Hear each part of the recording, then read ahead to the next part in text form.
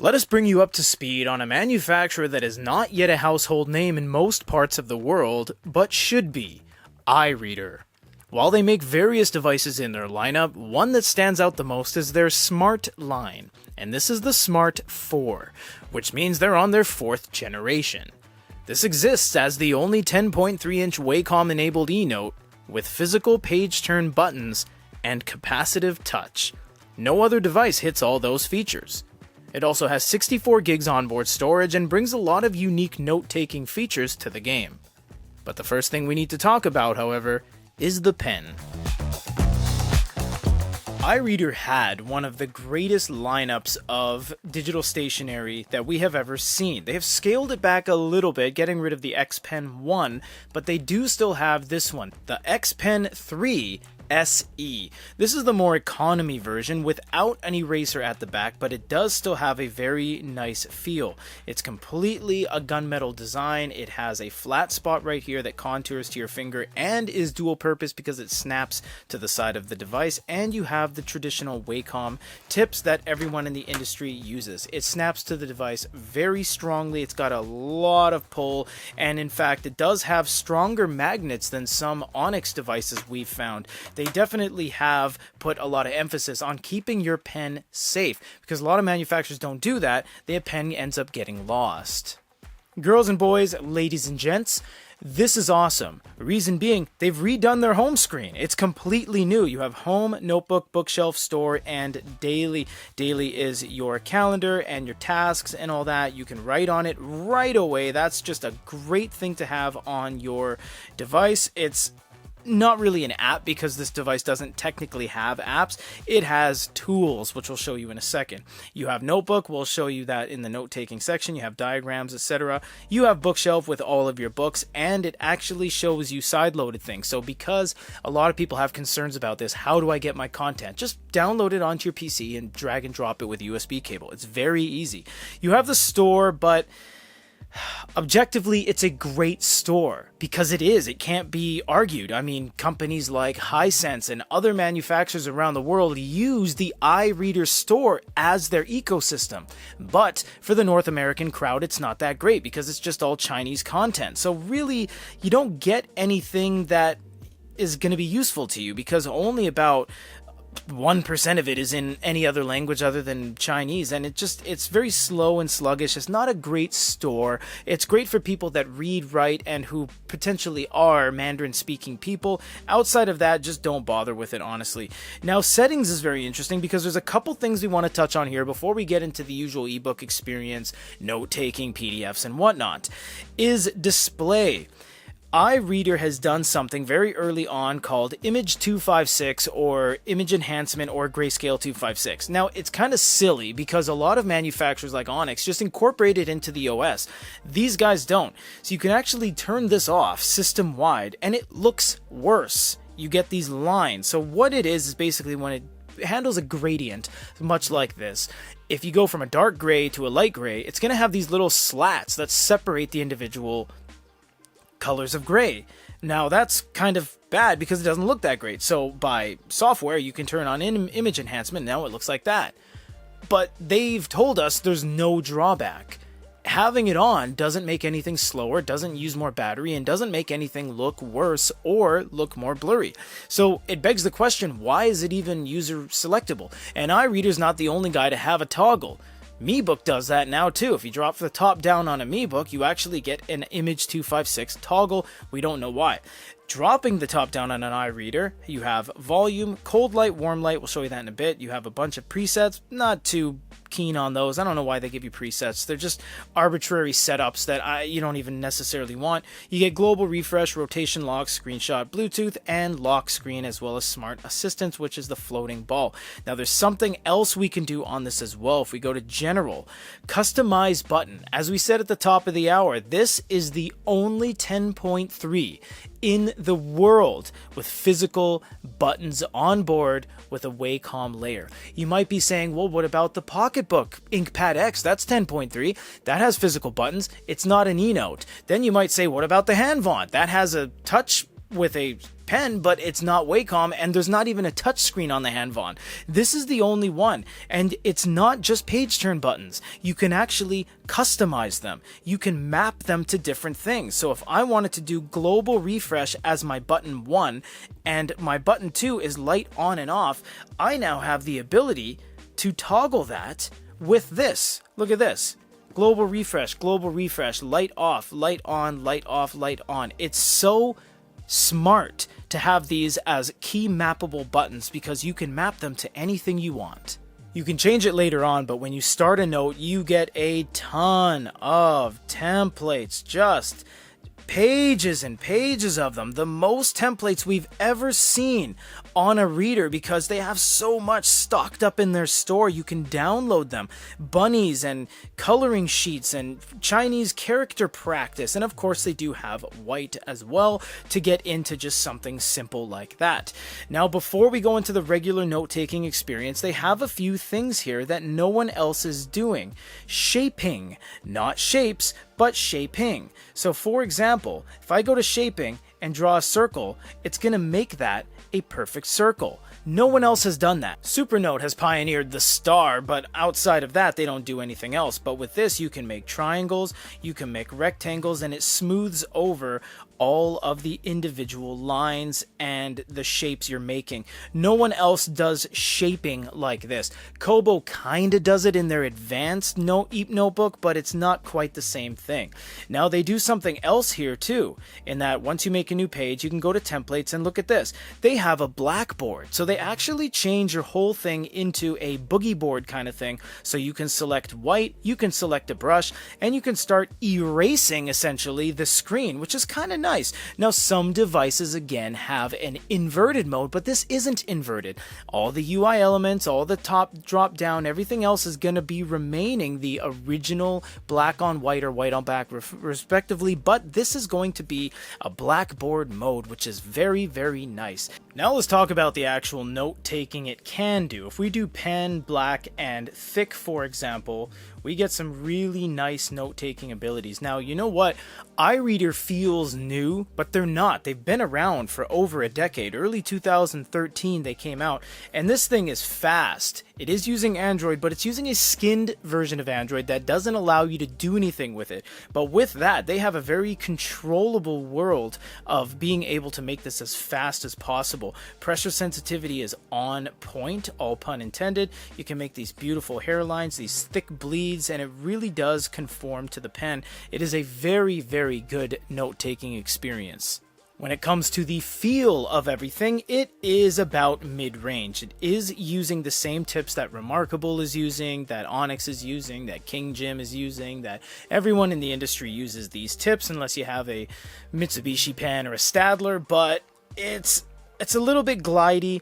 You get a little bit of feedback in the pen.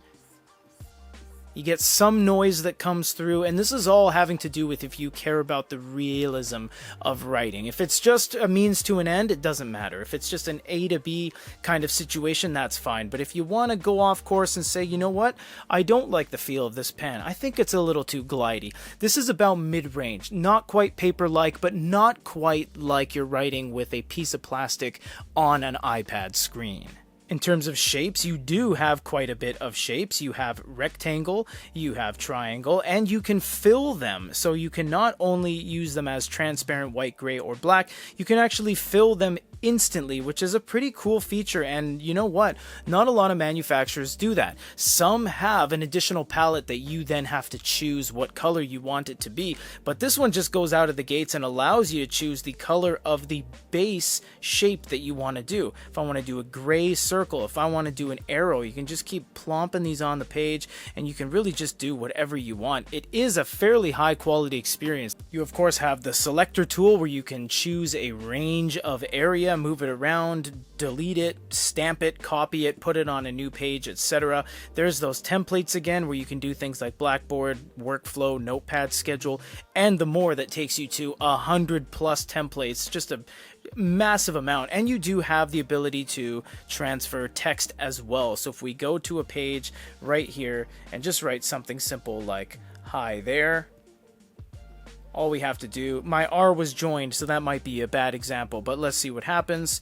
So it will recognize in two different ways the way it looks right there, like that, and you can click on there and make changes to space it out, etc. Or you can do the original recognition, which actually pushes it and justifies it to the top left corner, in which case you can keep writing from there. You can add a recording to the screen, you can do layers, of course, this has multiple layers. You can add and export each individual layer if you don't want to upset the other person's work. For example, someone sends you something, you add a few layers, you export it back. All of that is very seamless. This has good workflow solutions on it without being a hyper open tablet with Google Play. They have done a very good job of catering it within the iReader ecosystem to bring you this experience.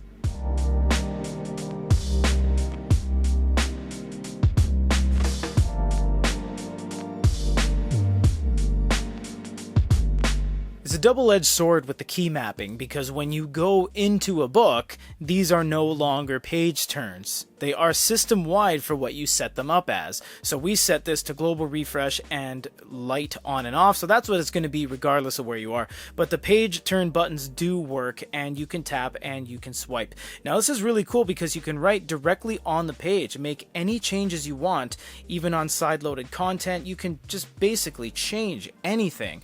And they have another thing. If you go the highlighter, it's not an actual highlighter live. What you actually do is choose a word like that, and then it will highlight it. You can even choose a start and end point, for example, from here to there, and it will highlight all of those lines respectively. So that is very, very nice how they allow you to write right out of the gates. This is a high quality screen. There's not going to be any issues. If you compare the whiteness of the background here to the whiteboard of our polymer background, you will see that it is much better than color devices. Although, no, this is not a Kaleido device. It does not have any color. It's a black and white reader.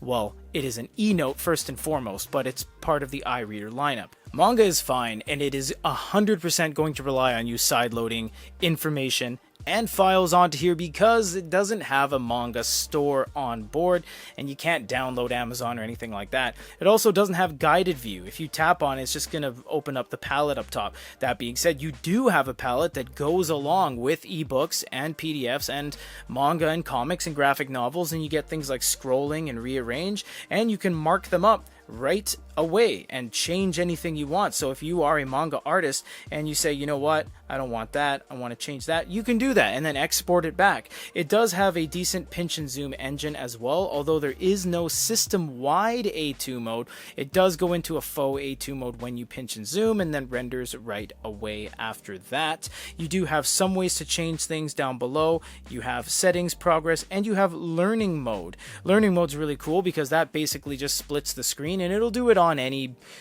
pretty much piece of content. So you'll have this one that is completely isolated from this side, and you'll be able to take all your notes here and still have full command of this. Much like the Fujitsu and the Sony, it does split the OS into two. So I can exit that, I can change things as I feel on here. I can add pages, I can add whatever I want, and you have full ability to autonomously mark up both without the need to actually trigger each side. They're both live and updating whenever you want. Finally, PDFs. Now, A5 is the shape of a 10.3, or to a lesser extent 10.2, 10.1 kind of thing, splitting hairs. But this will not be a real piece of paper, and I'm talking A4 or letter size. This is going to be scaled down, but you know what?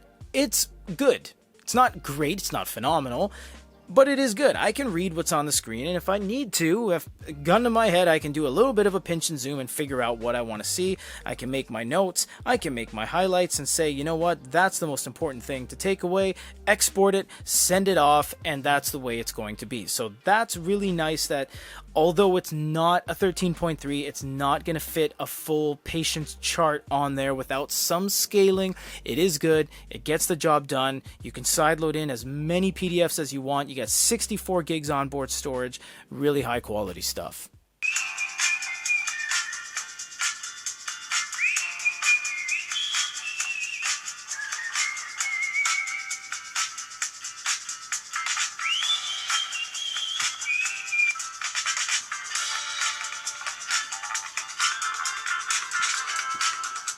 I will say we recently did a review of the Neo, which is a small 6-inch with a single speaker. It didn't sound good. This has stereo speakers on it. This sounds very high quality. I absolutely love it.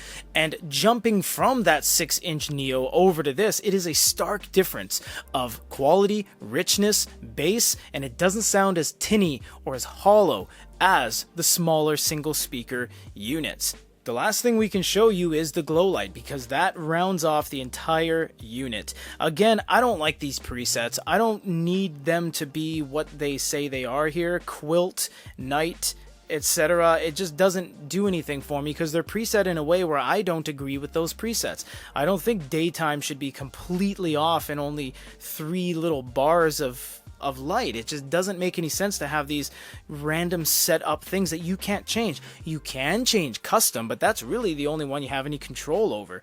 It isn't even that blue, I must say, honestly. I was going to say the cold is blue. It's not. It's actually more kind of 12,000 degree Kelvin-y purplish, if anything, and you can counteract that, of course, by turning on the warm light.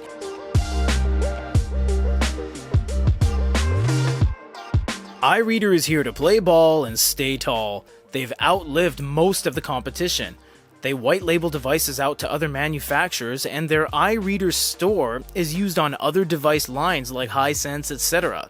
These guys are no joke. Over the past 5 years, they've emerged from the shadows and have labeled themselves as a viable contender in the e-reader game. For GoodEReader.com, this is Peter.